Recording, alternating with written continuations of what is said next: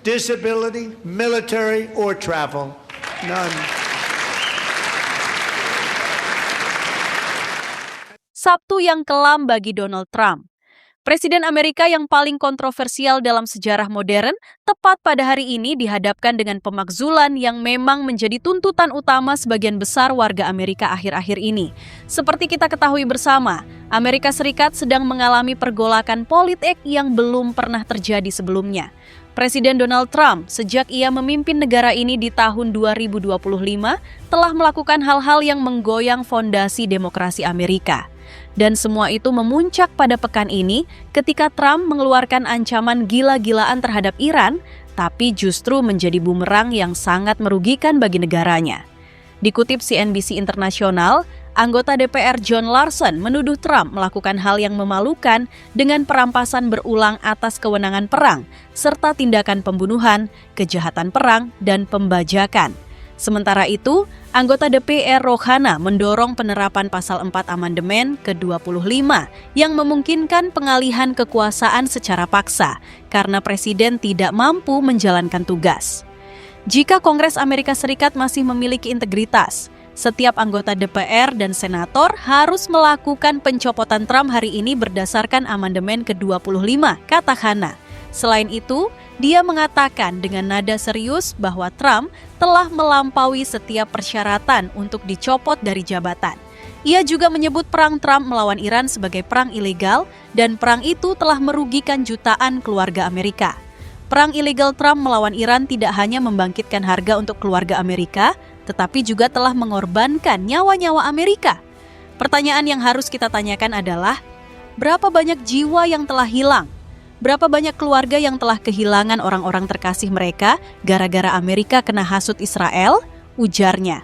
Data yang tersedia menunjukkan bahwa puluhan pilot Amerika telah ditembak jatuh di langit Iran. Ribuan tentara Amerika yang bertugas di Timur Tengah gugur dalam perang yang tidak menguntungkan sedikit pun bagi mereka. Ekonomi Amerika terus berguncang. Harga minyak melambung tinggi karena ketegangan di Selat Hormuz yang merupakan salah satu rute perdagangan paling penting di dunia. Keluarga-keluarga Amerika yang sedang berjuang untuk membayar tagihan mereka sekarang harus menghadapi biaya energi yang meningkat drastis. Itulah dampak nyata dari keputusan Trump untuk membantu Israel dan terlibat dalam perang dengan Iran. Sementara itu, sumber-sumber media independen memperkirakan pengeluaran Amerika dalam operasi sayang Israel dan anti-Iran mencapai lebih dari $3 triliun dalam 2 dekade terakhir. Infrastruktur militer yang dibangun, senjata yang dikirim, bantuan yang diberikan, semuanya tampak sia-sia sekarang. Mayoritas media di AS juga menekankan bahwa Trump telah melangkahi kekuasaan Kongres dalam hal perang. Konstitusi Amerika dengan jelas mengatakan bahwa hanya Kongres yang memiliki kekuatan untuk menyatakan perang, bukan presiden. Namun, Trump telah bertindak sendirian tanpa izin Kongres, mengirim pasukan militer ke Iran dan melakukan operasi militer yang luas. Perbuatan ini dianggap sebagai pelanggaran serius terhadap konstitusi Amerika dan sangat layak untuk dimakzulkan. Di lain sisi, Donald Trump sebelumnya mengklaim gencatan senjata dengan Iran sebagai kemenangan bagi Washington. Namun, klaim tersebut menuai kritik tajam dari sebagian besar rakyatnya. Anggota DPR John Larson menyebut hasil konflik ini sebagai kesalahan strategis fatal bagi pemerintahan Trump. Perang ini tidak berhasil merubah rezim Iran, penyerahan diri Iran maupun penghentian program nuklir mereka. Sebaliknya, Iran terbukti mampu menyerap serangan dan tetap mempertahankan instrumen kekuasaan intinya, termasuk produksi rudal dan drone. Ujar Larson sebagaimana dilansir Reuters. Meskipun infrastruktur Iran dikabarkan luluh lantak akibat pemboman, kepemimpinan di Teheran tetap solid. Menteri Pertahanan AS Pete Hegseth bersikeras bahwa kekuatan rudal Iran telah dihancurkan secara fungsional. Namun fakta di lapangan menunjukkan Iran masih sanggup meluncurkan proyektil sesaat sebelum gencatan senjata berlaku. Selain itu, status baru Iran sebagai penjaga gerbang Selat Hormuz bukan sekadar gertakan geopolitik. Teheran dikabarkan berencana memberlakukan aturan ketat bagi kapal yang melintas, bahkan mempertimbangkan pengenaan biaya keamanan. Juru bicara Gedung Putih Karoline Leavitt menyatakan bahwa prioritas Trump saat ini adalah memastikan Selat Hormuz kembali terbuka tanpa batasan. Namun, secara mengejutkan, Leavitt mengisyaratkan kemungkinan kerjasama di mana Amerika dan Iran bisa berbagi pendapatan dari tarif pelintasan tersebut di masa depan. Situasi ini memicu alarm bagi Israel yang sedari awal memang tidak setuju dengan perihal gencatan senjata.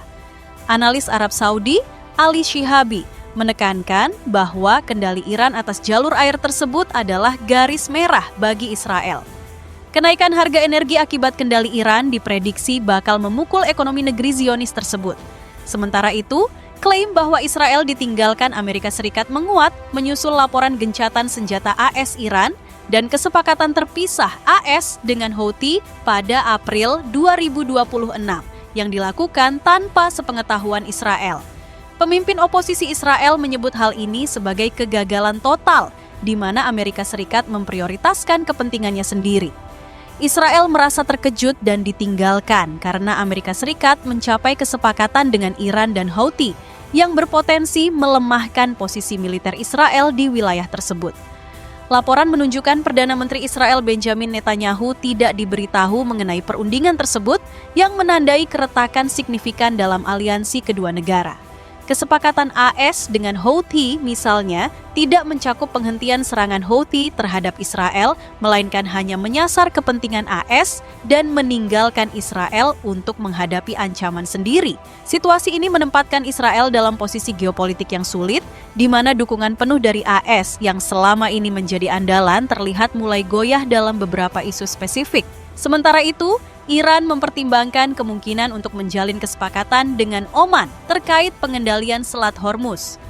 Wamenlu Iran, Kazem Garibabadi, mengatakan lalu lintas kapal tanker melalui jalur pengiriman minyak utama dunia itu harus diawasi dan dikoordinasikan oleh kedua negara tersebut.